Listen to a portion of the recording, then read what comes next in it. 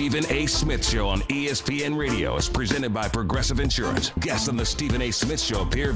Jeff Van Gundy will be on with us at the top of hour number 2 right here in the Stephen A. Smith Show, ESPN Radio, which is presented by Progressive Insurance, cars, homes, boats, motorcycles, RVs, and more at Progressive.com.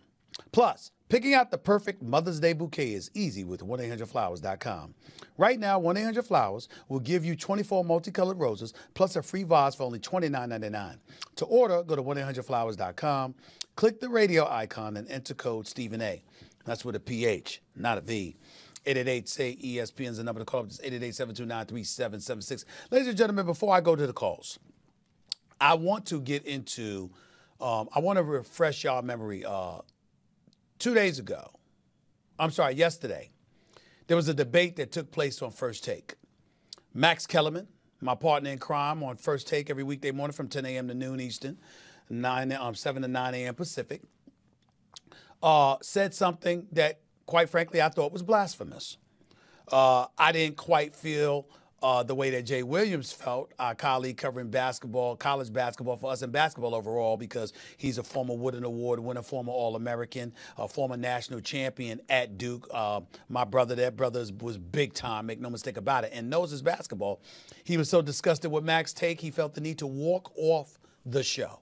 He said, I can't listen to it anymore. Stephen A., don't even do it. We can't listen to it anymore because Max Kellerman tried to say that Kawhi Leonard is more clutch than Kobe Bryant.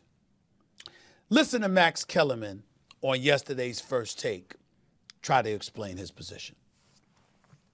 We're comparing two players, and the reason I'm bringing this up is because you brought up that the Spurs didn't repeat as champions, and that was Kawhi's team. So you're expanding the definition of clutch, and I'm saying, okay, let's look into it. First three were Shaq MVPs in the finals. The next three, Meta bailed them out in Game 7, and then they lost to the Celtics in a different series. So it's not Michael Jordan. No one except Jordan did it every single time. We're comparing Kawhi to Kobe. And the reason you're saying what your eyeballs tell you is because Kobe is maybe the best bad shot maker of all time. So it's memorable that he hit impossible shots under pressure. Wait a minute. I'm not denying that. Stephen A. Go ahead, Jay. Don't. Go ahead. I'm not going to do it. You're right. No, it's okay. We can't help you, Max. I have to go. We can't help you. I can't talk about that. We can't help you. I can't talk about that. We really can't. I can't talk about that. And there you have it. Obviously, the conversation was a bit more expansive than that. Will Cain, for some inexplicable reason, the producers of First Take brought him on like he's qualified to be a judge when it comes to the sport of basketball. This ain't law. I don't know why the hell they thought that he would be some judge in this particular equation. But Will Cain is my man. I love him, and even though I don't tell him, but I do love him. So I'll let that slide. I mean, he's got an opinion about everything. So that's cool. That's cool. But his argument against me was that I just said Max didn't know basketball. Obviously, he didn't hear my diatribe minutes earlier nor minutes later. So that's neither here nor there. When the topic was revisited today on First Take, which I didn't want it to be revisited because I think it's an asinine argument on the part of Max Kellerman. But understand where I'm coming from. In no way am I questioning the greatness of Kawhi Leonard. My whole point is I am not about to entertain or engage in a discussion about the meaning of the word clutch and how it relates to one player or the other. I'm not about to do that because that's an analytical argument that Max and his cohorts prefer to get in, and I believe those people don't watch basketball with the same eyeballs that I watch basketball. They'll sit up there and they'll look at numbers, and numbers will tell you the story. Ladies and gentlemen, I know players who played better when they were high than when they weren't. I know players who had bad games because they couldn't stand teammates. Actually, Kobe would be one of them. I remember when the Pistons beat the Los Angeles Lakers in the NBA Finals. I am willing to make the argument to you all that a primary reason why they lost that final series in the 5 games that they lost it, when Bennett Wallace and Rasheed Wallace and Tayshaun Prince and Rip Hamilton and our very own Chauncey Billups annihilated the Lakers, was because the Detroit Pistons were a team. And the Lakers were busy hating one another. I can make the argument to you that you had, when Kobe got in trouble with Eagle County, Colorado, at least initially, the one person that had no sympathy for him whatsoever at that particular moment in time was Shaquille O'Neal. And Kobe knew it. I can make a legitimate argument to you that there have been plenty of situations throughout NBA history when you can't look at just the numbers. It's the stories behind the scenes that affects what the numbers look like because of people's complete disinterest in working with one another and playing with one another. But I won't even go there. What I would say to you is this. Kawhi Leonard, if you recall, the year they won the finals in 2014 when he was the NBA Finals MVP, when he was NBA Finals MVP, scoring like 29, 20, and 22 in the last 3 games of that series, did you know that the first 2 games of that series he scored 9 points each game? Did you know that he was a primary defender? Now, Max Kellerman brings up the argument that, you know what, I'm not just talking offense, I'm talking defense. Fair enough. I recall Kobe being all-world defensively for many years in his prime, but we forget that. But that's neither here nor there as well. We're talking about a Kawhi Leonard that during that year averaged 12.8 points per game. And during the finals, he averaged 14.3 points per game. 14.3. Tim Duncan was on your squad. Manu Ginobili was on your squad. Tony Parker were on your squad. And clearly they were beyond their prime. But the bottom line is they were still who they were, combined with the system that they were playing in and the particular opponent that they were going up against. You got to take those things into consideration. You got to take into consideration that Kobe once played for Rudy Tomjanovich, and he played for Mike Brown, and he played for Mike D'Antoni, and he played for Del Harris, and all of these guys. Up until this year, Kawhi's entire career was played under Greg Popovich. That don't matter. And oh, by the way, when Kawhi Leonard had won the NBA Finals MVP, and then the next year, he comes out and the San Antonio Spurs are playing like gangbusters. And the San Antonio Spurs, what did they do, ladies and gentlemen? You know what they did? They went 67-15. They were 40-1 at home.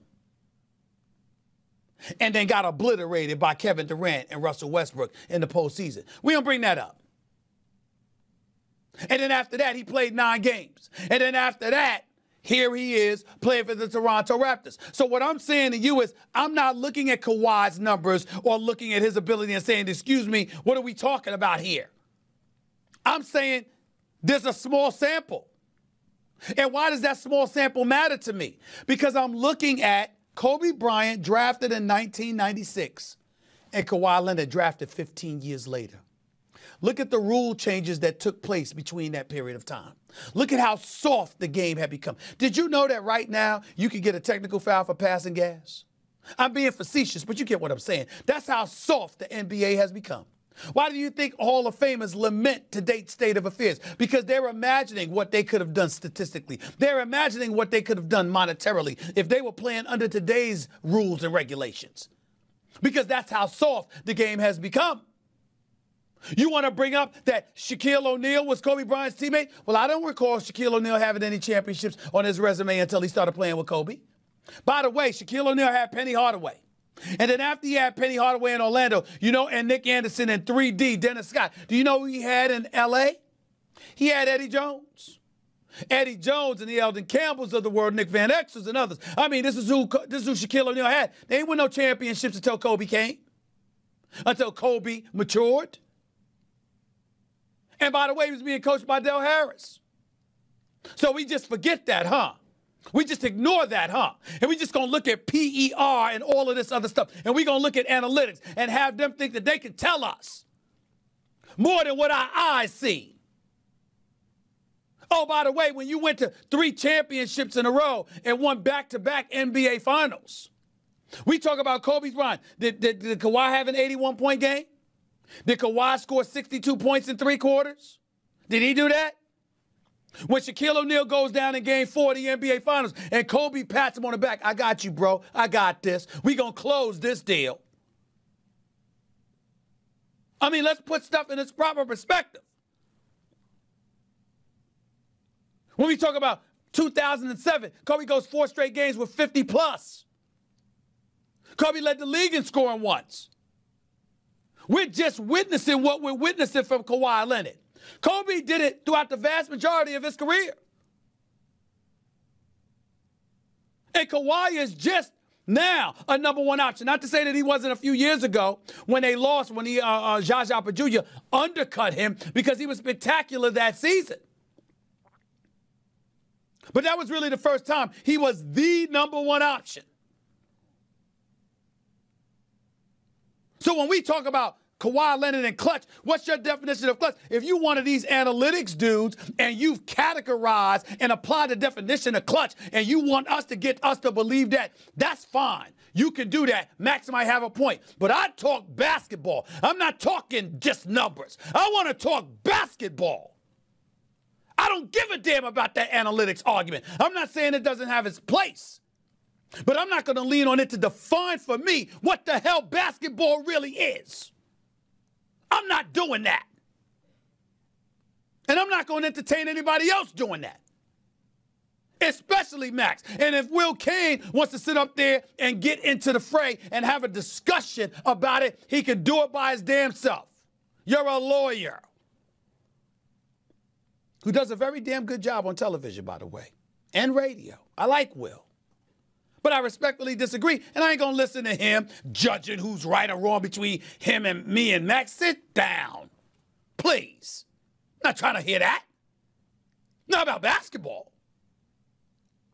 Not unless you can take everything into account in regards to an historical perspective and listen to those who played the game and understand it and will tell you about the difference in errors and educate you from that perspective. I'll listen to that. But like I told Max on TV today, based on what he's saying, hell, I could get some young novice that can articulate and elocute himself brilliantly. And he also happens to know his boxing. And he goes on TV and he does an outstanding job of disseminating his information and his perspective. And he looks good for a week. I guess that knocks out what Max has done on boxing for the last 20 plus years, huh? Please. I'm not having that. You can't compare the two. And I'm not going to even try. 888-SAY-ESPN. That's 888-729-3776. You're listening live to Stephen A. ESPN Radio, ESPN News. When you're hiring, you don't want to waste time sorting through dozens of irrelevant resumes. You want an efficient way to get to a short list of qualified candidates. That's why you need Indeed.com. Post a job in minutes, set up screening questions based on your job requirements, then zero in on qualified candidates using an intuitive online dashboard. Discover why 3 million businesses use Indeed for hiring. Post a job today at Indeed.com/hire. Search for greatness. Search Indeed. Your calls and more in a minute. Your radio, your computer, your phone. Or just tell your smart speaker to play ESPN Radio. Now playing ESPN Radio. Take ESPN everywhere. Barbasol, for the past 100 years, generations